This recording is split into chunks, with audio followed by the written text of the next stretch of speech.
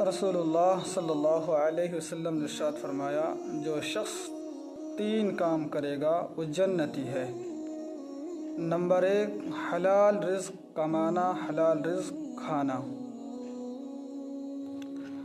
Number 2، سنت پر عمل کرنا، کوئی بھی کام ہو سنت کے مطابق اس کو کرنا۔ نمبر 3، لوگ اس کے شر سے محفوظ رہیں، یعنی زبان کے ذریعے سے، ہاتھ کے ذریعے سے، اپنے قول و فعل کے ذریعے سے اپنے بھائیوں کو، اپنے رشتہ داروں کو، اپنے پڑوسیوں کو کوئی تکلیف نہ پہنچنے دیوے۔